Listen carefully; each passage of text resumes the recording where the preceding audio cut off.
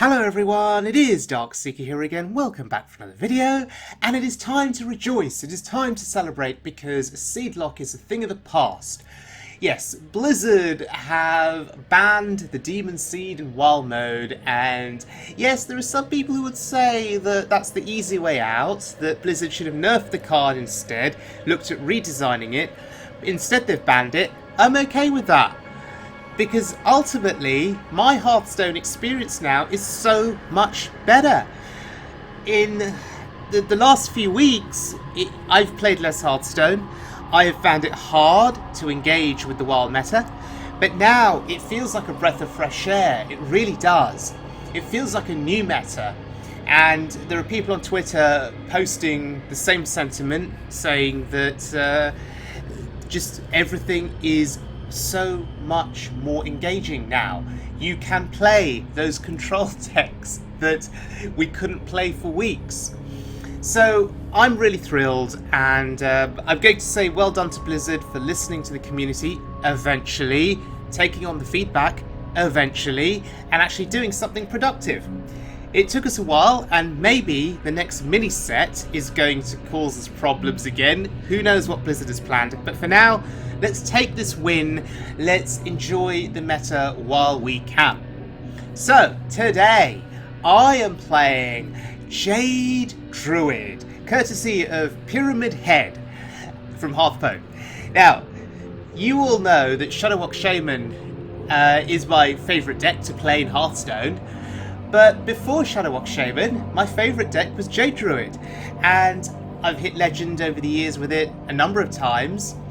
And I thought, okay, now is a good time to revisit. So I was looking for some fun Jade Druid decks on the internet, and I came across this deck on Hearthstone.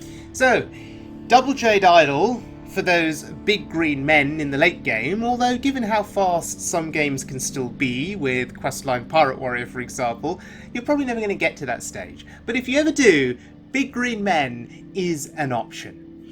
This deck has Armour gain, which helps with survivability against aggro decks.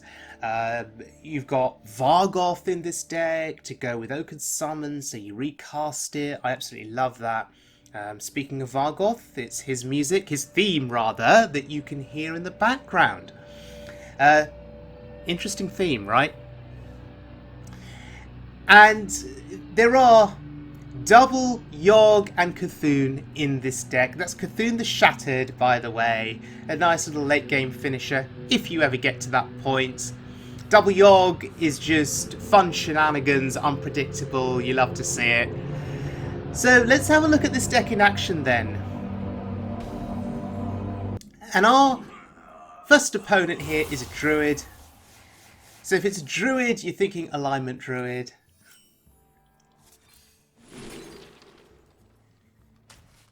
So, Raven Idol is a spell that I've not played for a long time. Nice little pick. I was thinking about the Naturalize to deal with a big target, but we're not likely to see a big target for a while. So I think the Raven Idol was the correct pick there.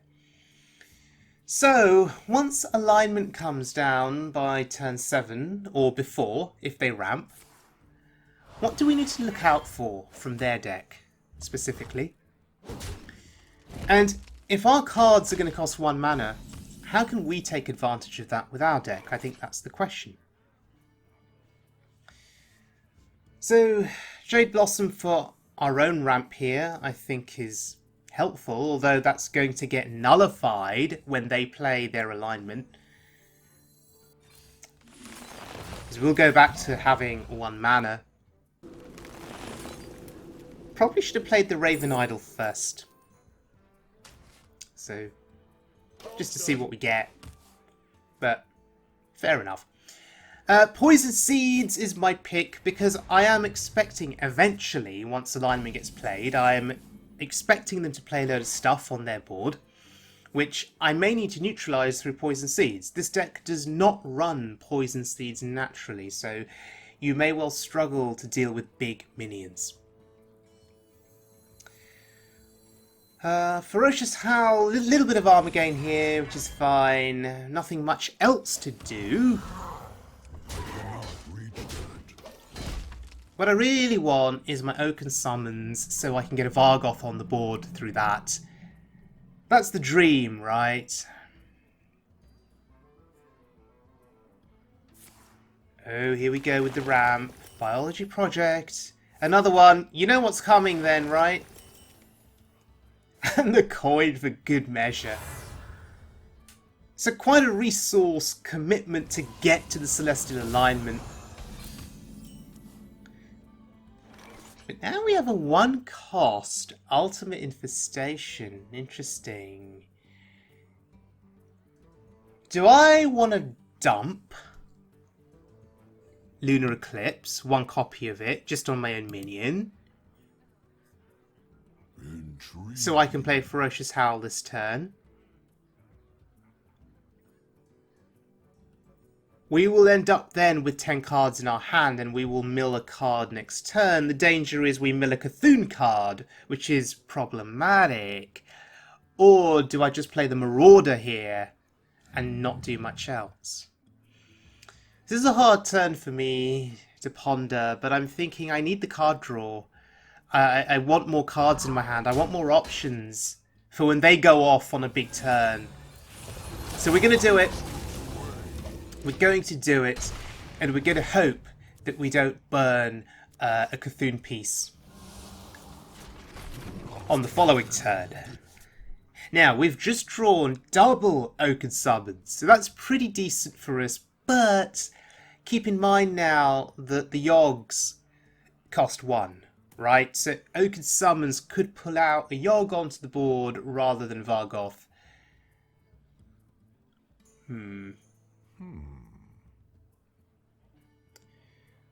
But I suspect they'll have more ramp in hand, right? They'll need to ramp up, get some more mana crystals.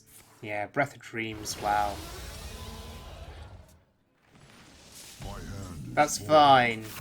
That is fine. Alright, here we go. Vargoth. No. And try one more time. No. But the defender there is a taunt, I guess.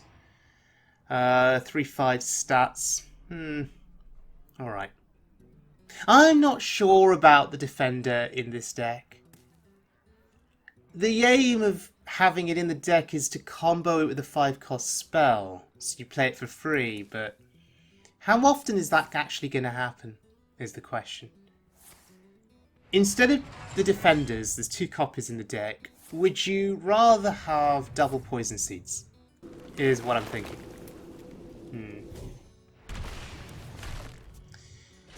Alright. They've just drawn a ton of cards. This is scary territory for us. Oh dear lord. Oh dear lord. Just lost 15 health. That means we're going to get burst down shortly. The circle of life is over. So I assume Malagos is coming. So we need Armour gain. And this is one of the advantages of playing Jade Druid. The Armour gain through Ferocious Howl, Oaken Summons.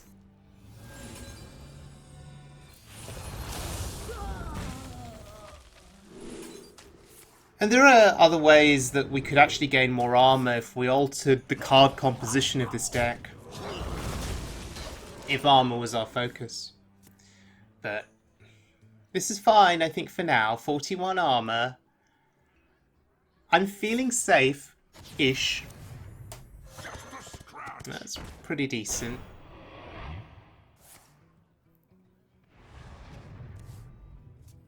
What are they looking for?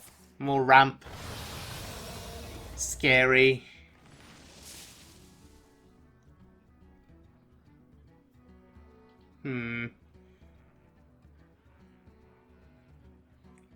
So it could be that in this game that Yogg-Saron, the original Hope's End, could end up becoming our saviour, perhaps. Is that Alex Straza to my face with another 8 damage? Shredding 8 armour. And I'm not going to commit Poison Seeds here, not to this board. I want them to go all in. I want to see Malagos before I commit a Poison Seeds. Although if they commit a Malagos, you assume that you're dead, right? And that they've got enough spell power to kill you, and it spells in hand to kill you. But there are 4 taunts on this board. Hopefully that protects us from their board.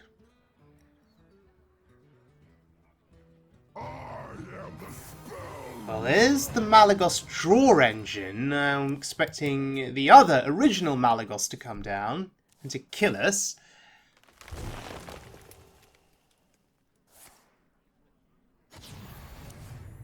Oh god.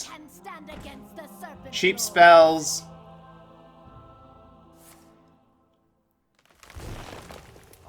So they've got Malagos in hand now, surely. Is this the turn that we just die? There it is. Nice entrance.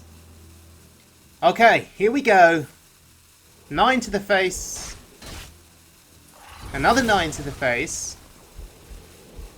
What else you got?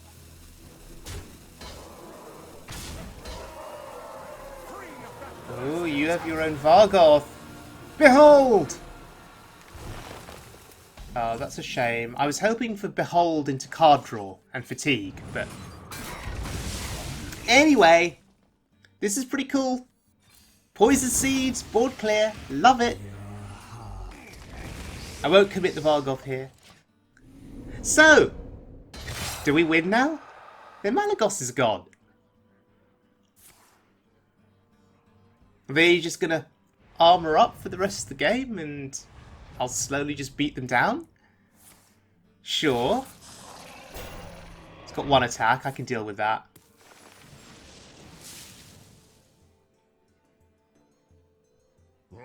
Oh, that's a bit of a problem. That's a 7/7. Are they going with the armour strategy? Oh! And they're going to fatigue themselves too. But they get a 5/5. Is this worth it? I see what they're doing. I respect the strategy. I really do. And Celestial Alignment. Oh my god, that's actually pretty good. But I have Spreading Plague. I think without that Plague, I'd probably be screwed. This buys me a little bit more time. Meanwhile, the fatigue damage is stacking up on their face. But to think that this deck is going toe-to-toe with Alignment Druid, I think that is pretty awesome. Behold! I do love my Behold roleplay.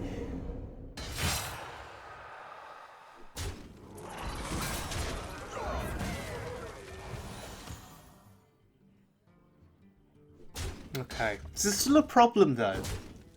There's 30 damage on board, plus 1 from the hero power, 14 coming each turn. Runic Carvings, maybe. Maybe. That's a taunt. That's actually going to help me. I'm not going to commit Jade Idols just yet.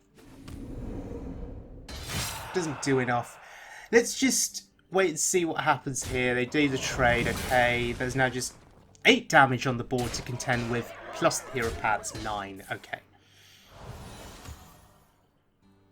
Let's see what we draw next, and then we'll decide what to commit. Oh, that's beautiful. That is absolutely beautiful. And that's game over. Wow. So we've just beaten Alignment Druid with this Jade Cthulhu Yogg Druid.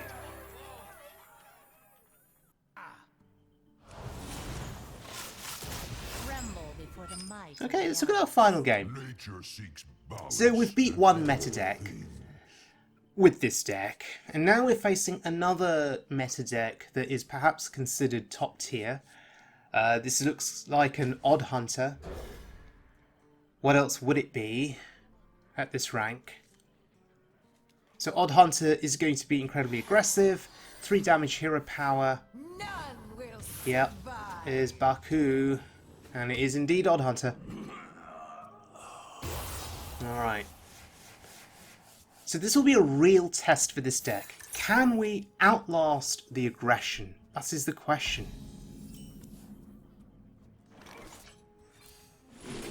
Cenarian Ward is very expensive.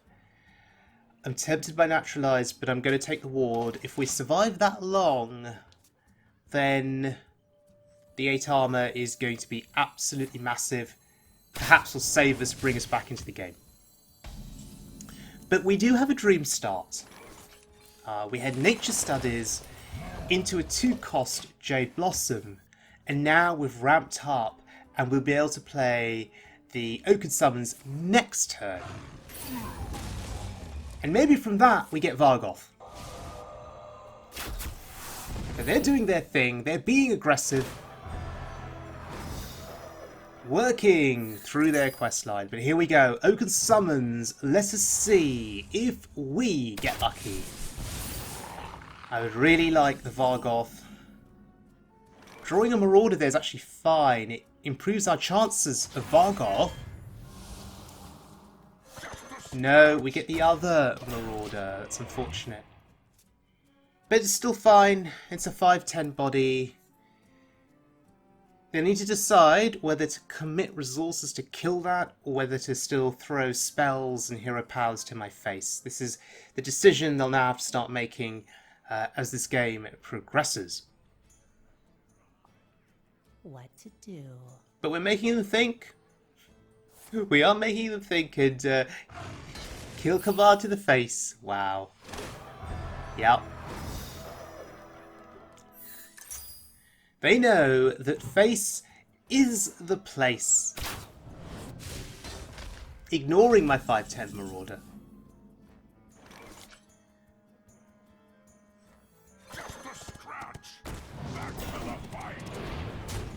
I wonder if I should have traded. Because if they have another kill command, it'll do 5 to my face, because that's a beast. So, I'm going to throw away the Spellstone there. I'm okay with that. I'd rather remove that minion. 1 less beast on the board. 1 less opportunity for that kill command to deal 5 rather than 3. It's fine. Oh wait, now they're targeting the minion. Okay. That's good. That's 5 damage that did not hit my face. So we are keeping up here. Malfurion to the rescue. Alright. 19 health plus 5 armor. We are heading to turn 8 soon. We'll be able to get another 8, but Branching Paths may tide us over next turn. Keep in mind they haven't completed their quest yet.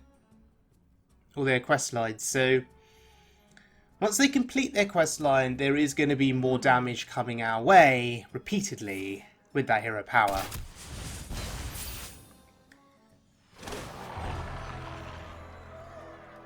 Alright, there it is. So they're going to play that this turn.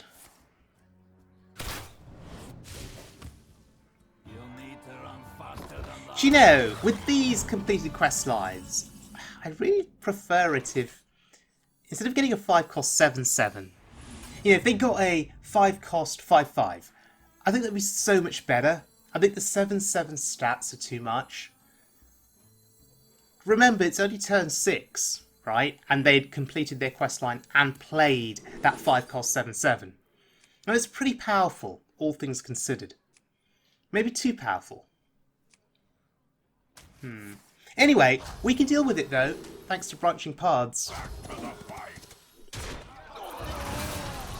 The other option was to have traded all of our minions into the 7/7 and use Branching Paths for armor gain.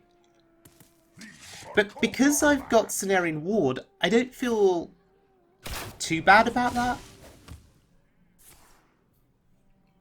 Eventually, they're just going to be top decking, and their damage output each turn is going to be limited. Right? Assuming they draw 1 spell each turn, that's 6 damage from the hero power each turn that I have to contend with. I could armour up for 3 each turn, so I can negate half of their damage. Question is, will that be enough? So Ogre summons into Vargoth, maybe. There it is. There it is. Okay.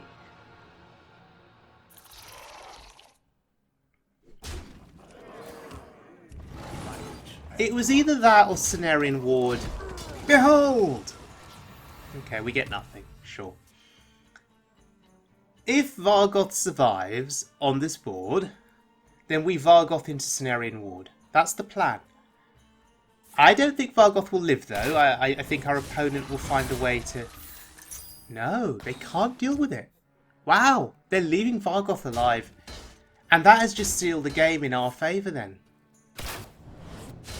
16 armour incoming.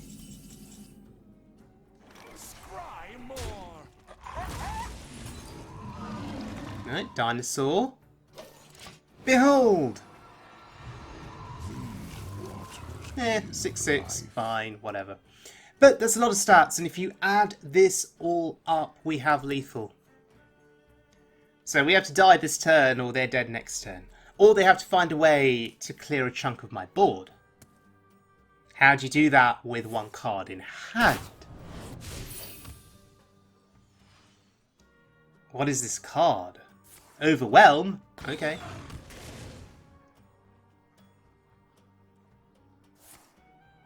They take the dinosaur off the board. But the Vargoth is still alive. So, yeah, we just win, right? We just win. Eye of Cthulhu. It's beautiful here.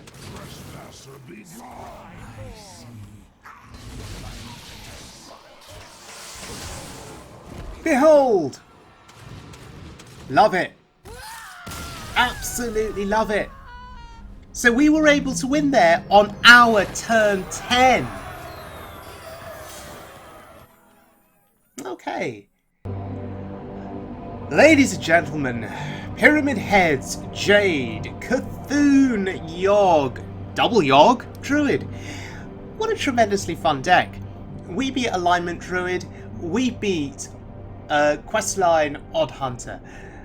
That's a really significant result. I've only played 3 games with this deck. You saw 2 of them. There is 1 game that I lost, and that was to an even Warlock, which we were able to hold up against well past turn 10, but eventually we got overwhelmed by big threats, and ultimately, without poison seeds to assist us against the giants, the spreading plagues were just not enough in the end, and we just got destroyed. If I'd maybe drawn into one of the Yoggs, maybe it would have allowed for a comeback. But if you are facing decks that run big, heavy threats, then Poison Seeds does become a must. And maybe you take out the defenders in this deck and replace with Poison Seeds. I think it's a consideration. So, all in all, really fun deck.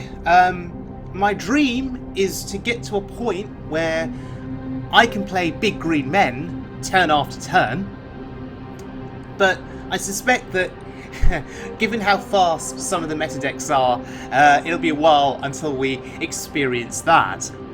The other card that I'm really missing, Jade Druid, is Yogg-Saron Unleashed. My favourite card in Hearthstone besides the Shadowark, and a card that has helped me get legend with Jade Druid on multiple occasions in the past, because a board full of dragons is just really hard sometimes for an opponent to deal with. So maybe that's an inclusion that I'd want to consider in Jade Druid. Maybe... Is the meta slow enough for that now? I'm not entirely sure. But maybe I'll keep my options open, and maybe I'll keep looking, and maybe I will find a Jade Druid deck that makes Yogg-Saron Unleashed viable again. So thank you very much for joining me, everyone. I hope you enjoyed the video. Hope you've enjoyed the very weird Vargoth music, the Vargoth theme that is playing in the background. It is quite mesmerising, this theme, actually. To take you on a bit of a mental trip. But anyway, I will see you all again very soon for more Wild Mode fun. Until next time, please stay safe, please look after yourselves, and as always, please be good to one another.